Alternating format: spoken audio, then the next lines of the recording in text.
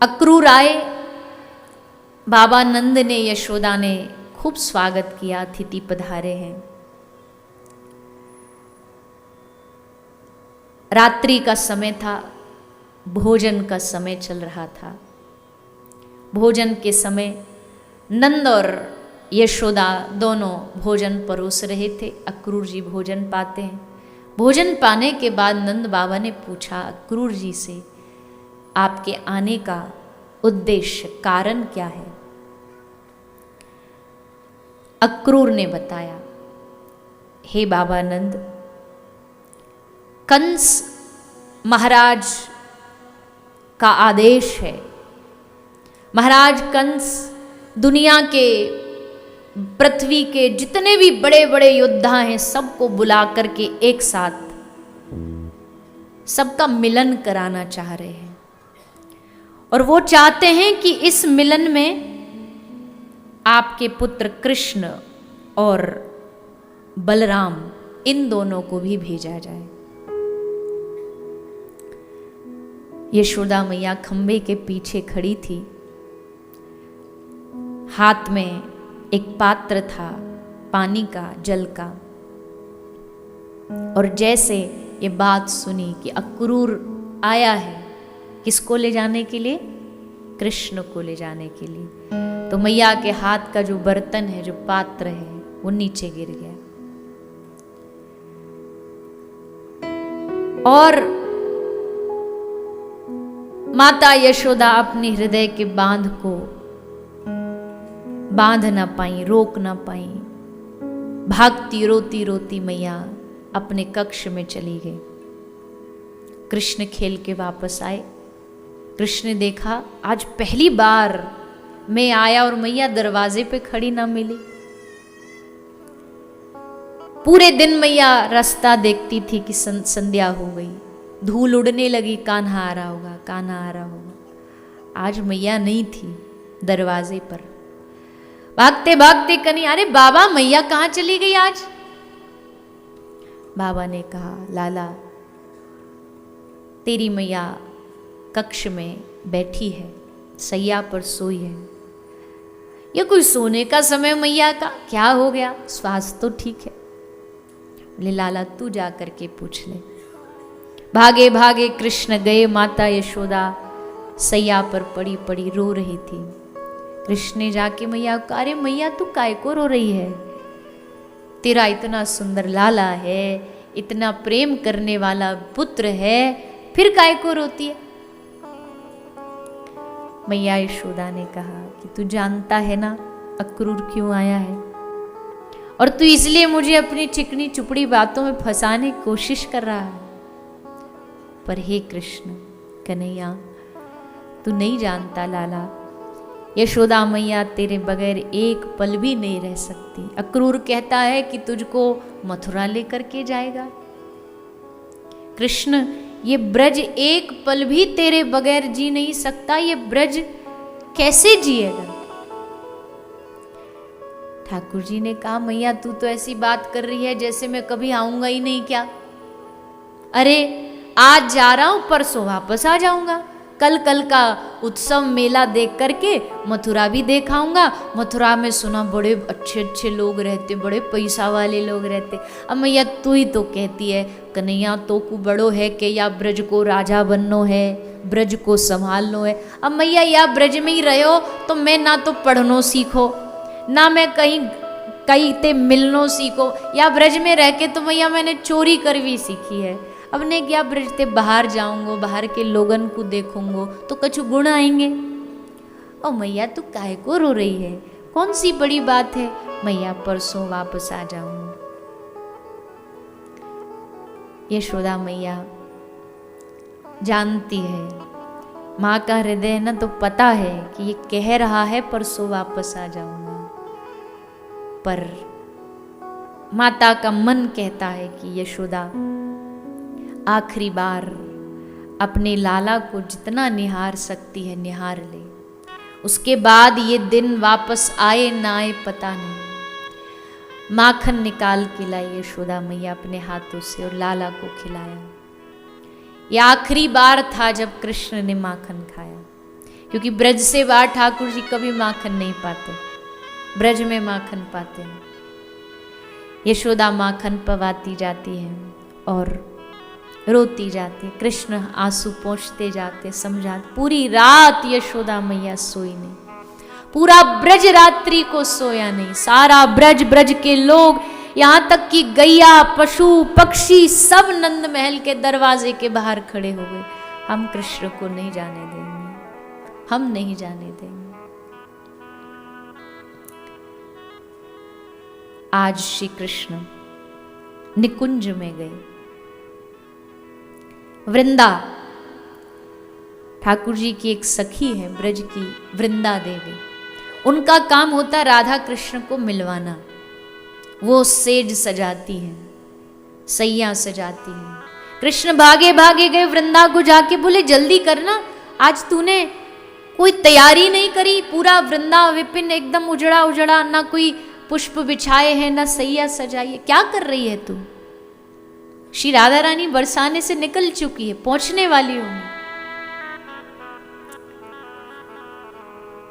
वृंदा ने हंसते हुए कहा, निकल तो मथुरा से अक्रूर भी चुका है,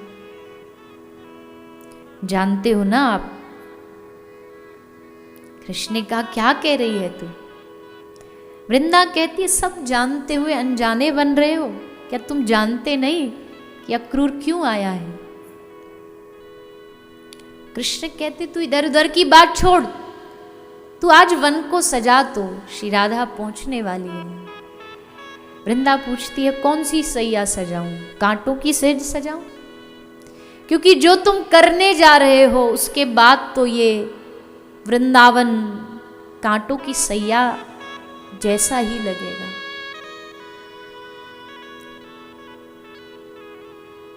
कृष्ण ने कहा वृंदा तू तो समझ सकती है, मुझे दैत्यों का संहार करना है, मुझे अपने अवतार का कारण पूरा करना है। वृंदा ने टेढ़ी नजरों से देख के कहा अच्छा, बड़ी चिंता है तुमको दैत्यों के संहार की, लेकिन तुम्हें इस ब्रज के लोगों की चिंता नहीं है कि जब तुम चले जाओगे तो इस ब्रज को कौन बचाएगा? तुम जानते हो ना कि तुम्हारे जाने के बाद इस वृंदावन में आंसुओं की बाढ़ आ जाएगी। उस बाढ़ में जब ये वृंदावन डूबेगा तो कौन बचाएगा? बस बातें चली रही थी कि इतने में आवाज आई राधा रानी की, कहाँ हो श्याम सुंदर, कहाँ हो प्यारे? कृष्ण ने अपने आंसू पोंछे। आई श्री राधा रानी पास और वृंदा कहती है जाओ कह दो, बता दो। आ गई श्री राधा रानी। कृष्ण हाथ जोड़ के वृंदा से कहते वृंदा मैं ना कह सकूंगा, मैं बोल ना पाऊंगा श्री राधा रानी के सामने। मेरे हृदय में इतनी ताकत नहीं कि मैं राधा को कह सकूं कि ये हमारी आखिरी मुलाकात है, ये हमारी आखिरी भेंट है। वृंदा कहती है ठीक है तो सजा देती हूं आपके लिए विरह की सेज। और बस इतने में श्री राधा रानी आई और जैसे श्री राधा रानी आई देखा कि श्री कृष्ण के आंख में आंसू। राधा रानी को एकदम आश्चर्य हुआ, ऐसे कैसे हो सकता है?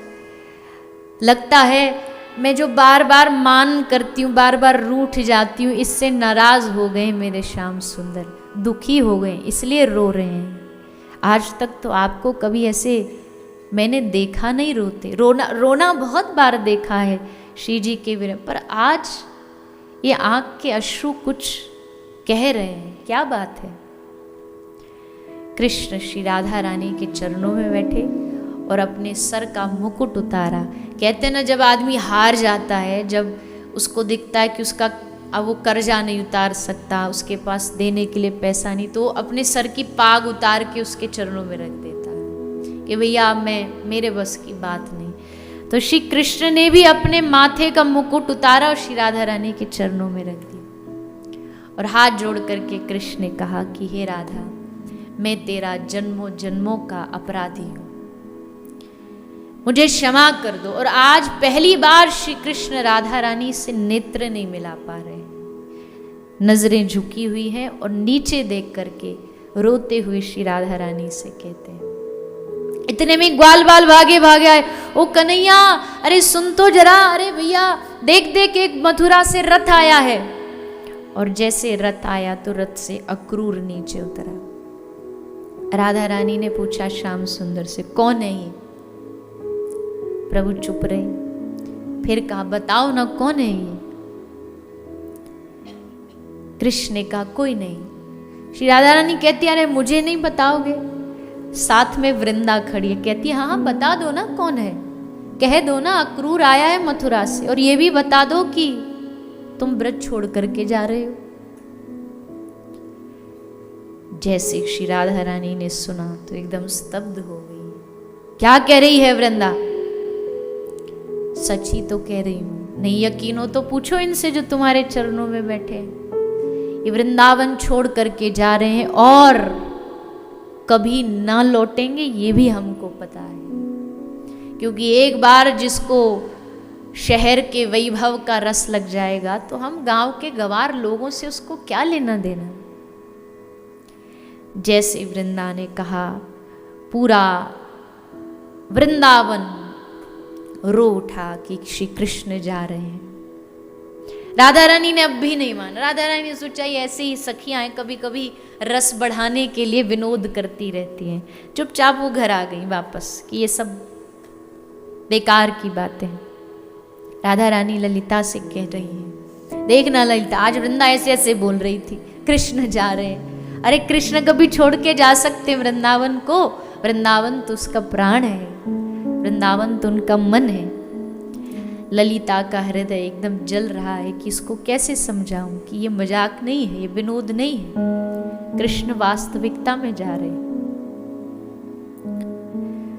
राधा रानी कहती है, चल मेरे साथ नंदगांव चल, अभी ये बात झूठी साबित कर देती हूँ। यशोदा मैया को पूछूंगी, यशोदा मैया एक क्षण में बता देंगी कि ये कन्हैया बार बार नाटक करता रहता है। हाथ पकड़ करके श्री राधा रानी ललिता को लेकर के नंदगांव पहुंची। एक रथ भी खड़ा है सामने, लोग खड़े हैं नंदगांव के महल के बाहर। अक्रूर को देखा, अरे तो वही आदमी है, वहां मिला था। तो पूछा, कौन हो तुम? अक्रूर ने कहा, मैं कृष्ण का काका अक्रूर। फिर राधा रानी ने देखा, पहले तो नहीं देखा तुमको कभी, यहां पहली बार आए हो? हाँ, क्यों आए हो? मैं कृष्ण को लेने आया हूं। सब सखियां खड़ी खड़ी सोच रही है, क्या बोल रहा है? एक बार कम से कम सोच तो लेता कि मैं लेने आया हूं, इस बात को सुनकर के इस पर बीतेगी क्या? श्री राधा रानी ने कहा कि तेरा नाम अक्रूर रखा किसने? अरे यथा नाम तथा गुण, तू अक्रूर नहीं है, तू तो क्रूर है। तू हमारे प्राण धन को हमसे छीन करके ले जा रहा है। ललिता ने पूछा अक्रूर से, किससे पूछ के ले जा रहा है? अक्रूर ने कहा, नंद बाबा से पूछा। और किससे पूछा? यशोदा से पूछा। गोपियां चिल्ला उठी, हम गोपियों से पूछा? हमारी राधा रानी से पूछा तूने? बस आया और मैं कृष्ण को ले जाने आया हूं। क्या अधिकार है तेरा ले जाने का? अक्रूर कहता है, हे गोपियों, मेरे पास तुम्हारे प्रश्नों का कोई उत्तर नहीं। समझ लो विधि का विधान है। गोपी कहती है, विधि और ये विधान, ये सब हम इनमें नहीं मानती। हमारे लिए विधि भी कृष्ण है, हमारे लिए विधान भी कृष्ण है, हमारे लिए हमारा परमात्मा भी कृष्ण है। तभी कृष्ण आए, रथ पर बैठे। रथ पर बैठकर रथ चलने लगा। दूसरी तरफ मां यशोदा, जैसे कृष्ण निकला बेहोश होकर के गिर पड़ी। किसी ने आके मैया के मुंह पर जल डाला, मैया तेरा लाला जा रहा है, एक बार अंतिम समय में एक बार उसको गले लगा ले। उठी यशोदा, भागी आई, दौड़ी आई और आकर के श्री कृष्ण को, कृष्ण ने देखा दौड़ती दौड़ती रथ के पीछे मैया आ रही। कृष्ण भी भागे, रथ से नीचे उतरे और जाकर के मैया को गले से लगाए, हृदय से लगाए और हाथ जोड़ करके यशोदा कहती है, कृष्ण जाने से पहले एक प्रार्थना है। अरे मैया तू कैसी बात कर रही, तू प्रार्थना नहीं तू आज्ञा कर। यशोदा बोली, कृष्ण जब अक्रूर आया और जब उसने कहा कि वो ले जाने आया है, तो उसने एक बात और बोली जो मैंने कल तुझे बताई नहीं, पर अक्रूर कह रहा था कि तू मेरा बेटा नहीं है, तू देवकी का बेटा है। तेरे माता पिता वसुदेव देवकी हैं। हाथ जोड़ करके आज ये यशोदा तुझसे क्षमा मांगती है, क्योंकि ये बात अब तक तो तू भी जान गया होगा कि तू देवकी का बेटा है, लेकिन मैंने कई बार तुझे डांटा, कई बार उखल से बांधा। कहीं तेरे मन में ये ना आ जाए कि ये मेरी असल मां नहीं थी, इसलिए मेरे ऊपर इतनी प्रताड़ना करी। कन्हैया, मैंने कभी नहीं चाहा कि मैं तुझे कष्ट दूं, हो सके तो अपनी इस यशोदा को माफ कर दे। कन्हैया ने कहा, माता तू क्या कह रही है? मैया तू मेरा प्राण है, तू बात करती है क्षमा कर दे। मेरी क्या औकात कि मैं यशोदा को क्षमा करूं? तू मेरी माँ थी, तू मेरी माँ है और तू ही मेरी माँ रही। लोग कुछ भी कहे, दुनिया कुछ भी कहे, पर मैं यशोदा नंदन हूं, मैं यशोदा का ही लाला। कहकर रथ आगे बढ़ा और बीच रास्ते में गोपियां रथ रोक करके खड़ी हो गई। गोपियां खड़ी हैं, कृष्ण नीचे उतरे। क्या हुआ? गोपियों ने कहा, उनसे आज्ञा लेने नहीं जाओगे एक बार? कृष्ण ने पूछा, कहाँ है वो? तो बोला, यमुना के घाट पर बैठी है। कृष्ण गए, श्री राधा रानी के सामने बैठे। राधा रानी समझ गई कि बोल नहीं पा रहे। बोली, कुछ तो बोलो। कृष्ण ने कहा, राधा जाना पड़ेगा। राधा रानी ने पूछा, फिर कब आओगे? कृष्ण ने फिर कहा, कर्तव्य निभाना पड़ेगा। समझ गई श्री राधा रानी की उत्तर देने में यह असमर्थ है, झूठ बोल नहीं सकता। कृष्ण ने अपनी हाथ से बांसुरी निकाल करके श्री राधा रानी के चरणों में रख दी, क्योंकि ब्रज से जाने के बाद कभी कृष्ण ने बांसुरी को छुआ नहीं, बजाया नहीं। और श्री राधा रानी को दे के कहा, राधा ये मेरी अमानत है, इसको तू अपने पास रख और जब याद आए इसको बजाना। राधा रानी ने कहा, कैसे बजाऊंगी? ये तुम्हारी बांसुरी है, मैं इसकी पूजा करूंगी, मैं इसको हृदय से लगाऊंगी। नहीं, जब याद आए बजा लेना। राधा रानी ने कहा, फिर तो कभी नहीं बजाऊंगी, और हंसी बड़ी जोर से। क्यों नहीं बजाऊंगी? याद आएगी तो बजा लेना। याद तो उसकी आती है जिसको भूलते हो। मैं जब तुमको भूल ही नहीं पाऊंगी तो याद कहां से आएगी? विरह इतना बढ़ रहा है कि कभी श्री राधा रानी एकदम जड़ बन जाती है, कभी हंसती है, कभी रोती है। और जैसे कृष्ण निकले तो राधा रानी चीख करके बोली, मत करना, मत करना, कभी भी प्रेम मत करना, इस छलिया से कभी मत करना। बड़े दयालु प्रियतम है, देखो कितनी कीमती वस्तु देकर के जा रहे उपहार में। आंख में आंसू, हृदय में विरह, यही देन है। हम रोते रहेंगे, आह भरते रहेंगे और तुम्हारा स्मरण करते रहेंगे। आज पूरा वृंदावन जड़ बन गया, बंदर शांत हो गए, गायों ने रंभाना बंद कर दिया, यमुना ने बहना बंद कर दिया। आज इस कृष्ण की विदाई को ये वृंदावन सहन नहीं कर पा रहा। कृष्ण कहते कितना दूर है मथुरा, आ जाना। राधा रानी ने कहा नहीं, हम कभी मथुरा नहीं आएंगी। क्यों? क्योंकि हमें राजाधिराज कृष्ण नहीं चाहिए, हमें ब्रज वाला कान्हा चाहिए, वो मथुरा में नहीं मिलेगा। और प्रेम की अपनी ठसक होती है, प्रेम की अपनी चाहत होती है। जैसा प्रेमी चाहिए हम उसी का रूप दर्शन करेंगे। रथ पर बैठे कृष्ण, अक्रूर बैठा था। गोपी ने कहा तुझको क्या कहे, तू क्या प्रेम को समझता, तुझे एक ही बात कहेंगे, तेरी यात्रा शुभ हो बस, क्योंकि तू प्रेम तो समझ नहीं सकता। गोपियों का झुंड आज श्री कृष्ण के विरह में अपने आप को एक दूसरे को संभालती हुई आगे बढ़ी।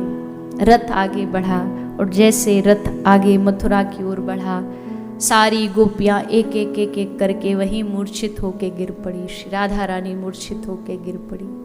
5 दिन तक श्री राधा रानी बेहोश होकर के ब्रज की भूमि में पड़ी रही।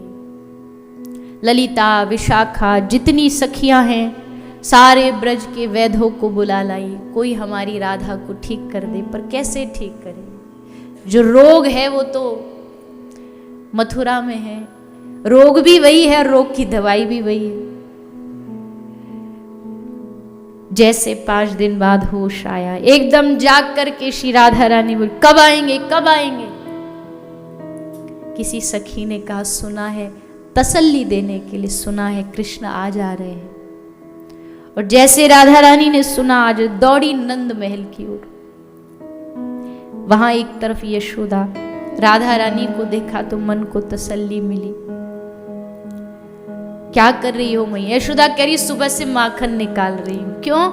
आज सुबह सुबह मैंने देखा था जब जगी थी, दरवाजे पर बाहर दीवार पर एक कौआ काव काव कर रहा था। कहते कौआ बोलता है तो कोई आता है, हमारे घर में तो एक ही आने वाला कृष्ण, वो वापस आ रहा होगा। और जैसे ये बात चली रही थी कि धूल उड़ती हुई आई रथ से, रथ आके रुका तो मथुरा में कृष्ण और बलराम को छोड़ करके नंद बाबा वापस आए। रथ से नंद बाबा नीचे उतरे, सब भागे, कन्हैया आ गया, कन्हैया आ गया, अरे लाला आ गया, देखो बाबा वापस ले आए। सब भागे, सब दौड़े। जैसे नंद उतरे, यशोदा ने पूछा कन्हैया कहाँ है? मौन रहे बाबा, मौन होकर के चुपचाप भीतर जा रहे। यशोदा अब भी नहीं मान रही। यशोदा कहती मैं जानती हूँ उस नटखट को, आके कहीं कमरा में छुप गया होगा, कक्ष में छुप गया होगा मैया को सताने के लिए। अभी अभी माखन निकालूंगी, देखना कैसे महक को सूंघते भागा भागा आएगा, दौड़ा दौड़ा आएगा। अभी स्नान करो, पात्र लिया, बर्तन लिया, स्नान की तैयारी कर दी। लेकिन तब बाबा आए और हाथ पकड़ के यशोदा को कहा कि यशोदा, कन्हैया वापस नहीं आया।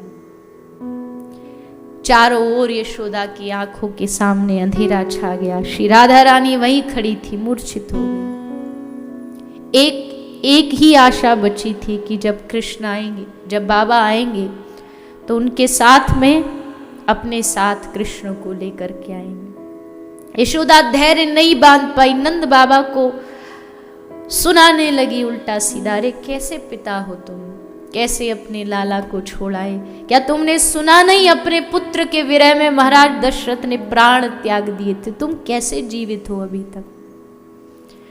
नंद बाबा ने कहा यशोदा जानती है क्यों जीवित हूं? क्योंकि कृष्ण ने मुझसे वादा किया है कि बाबा एक दिन मैं वृंदावन जरूर आऊंगा, और जब आएगा वो यशोदा तो ढूंढेगा कि मैया कहाँ है, बाबा कहाँ है, गोपी कहाँ है। और अगर हमको जिंदा ना देखा तो सोच हमारे लाला पे कितना कष्ट होगा।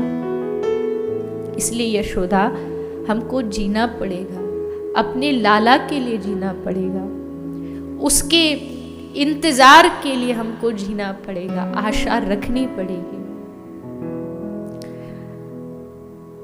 अब ये ब्रज ब्रज नहीं रहा। यहाँ जो आनंद बरसता था, यहाँ जो हर रोज प्रातः होते ही प्रेम की वर्षा होती थी, कृष्ण के जाते ही ये वृंदावन निष्प्राण हो गया, सूख गया।